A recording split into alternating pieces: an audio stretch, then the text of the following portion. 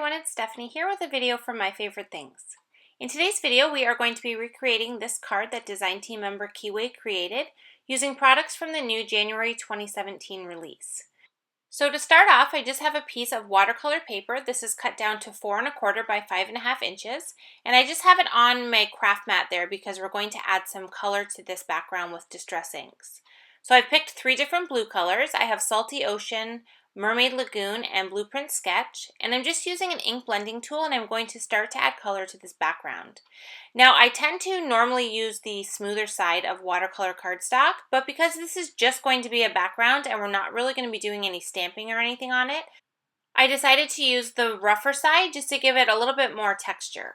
So I started off with the Salty Ocean first, and I was just kind of adding some color there, and I was kind of going light at first, but then I realized that I really want to saturate this piece, so I started to get a little heavier with my ink application, and I just switched back and forth between the 3 different blues until I had it the color that I wanted.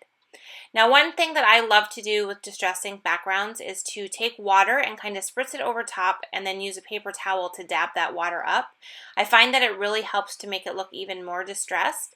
And because this is a water background, I thought it would look really cool to have that distress splotches that you'll see here when we kind of rub the paper towel over top, and then when I lift it up, you're going to see these great water splotches all over the background. And I just think it's a really cool way to kind of make it even more dimensional and textured looking by adding all of that water detail. So I did it a couple more times. There was a few areas that I wanted to lift up a little bit more of that color. So I just spritz that water once again, and then I fold my paper towel over and just kind of soak up that extra water. And then I have this really fun background that has this great color and this great dimension with all the texture areas. So I knew that I was going to be doing some embossing on this background area, so I wanted to make sure that none of the embossing powder was going to stick in areas that I didn't want it. If you use a more wet ink like distress inks, it tends to kind of hold on to that embossing powder when you put it on. So I just made sure to really dry it with my heat gun, and then I used my embossing powder bag there and I ran it over top. And then I just kind of like to test it in the embossing powder. So I just put some on, made sure it didn't stick, and then I knew I was good to go and I could go ahead and do the stamping. So I have the little wave border here. This comes in the Otterly Love You stamp set, and that's going to be the main stamp set that we're using on this card. So we'll get to that in just a few minutes.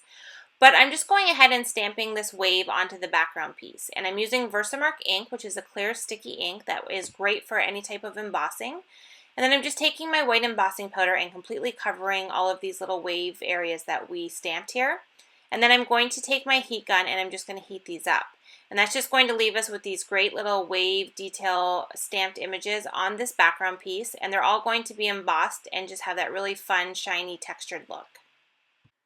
And then once I have it fully embossed, I'm going to go ahead and do my die cutting now. So I have the pierced rectangle frame Stacks Dynamics, and we are going to cut this out of this panel, and we want to keep all 3 pieces.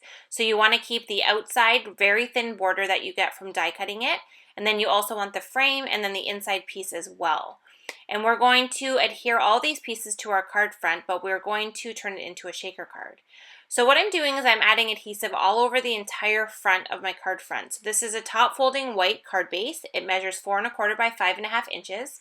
And I made sure that when I put the adhesive on that I ran it right along the very edge so that we can adhere this very thin border along the outside area of the card base. So when we're done and we have everything assembled back together, you're not going to see any of the white. It's going to be this whole blue water area that we've created. So now what I want to do is I want to adhere the center area onto the card base as well. So that frame there that I just added is not actually adhered. I'm just using it to kind of hold the place of where it's going to go when we add it with the foam tape. And this is going to help me line up the inside panel to make sure that everything is perfectly lined up when we put the card together. So once I had the center piece with some adhesive, I just went ahead and lifted off that frame piece and then made sure to adhere the center down. Now for the frame piece, we're going to be using some acetate since we are, like I mentioned, going to be creating a shaker card. So I have this heat-resistant acetate, which we're going to use so that we can do some embossing directly on the acetate. Now, if you're like me, embossing on acetate is kind of scary because if you've ever tried to do any type of heat embossing on a piece of acetate, you know that it pretty much melts it and warps it and it becomes a big mess.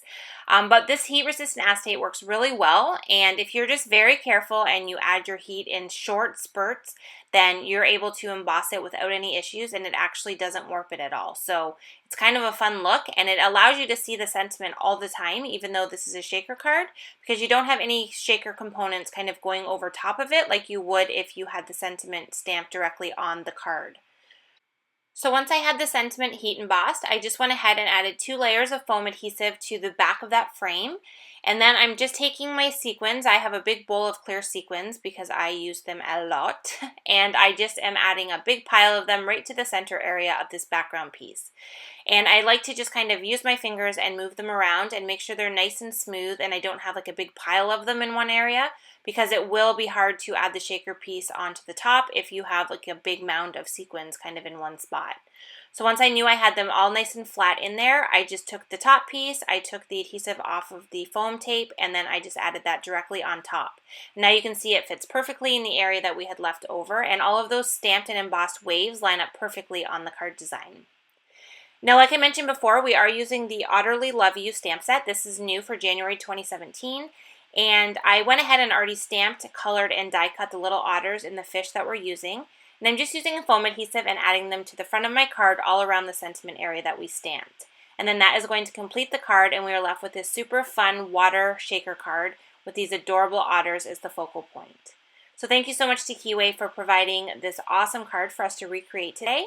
And if you would like to check out a couple more videos, feel free to click on the ones on the screen here, and I will see you in the next video. Thank you so much for watching.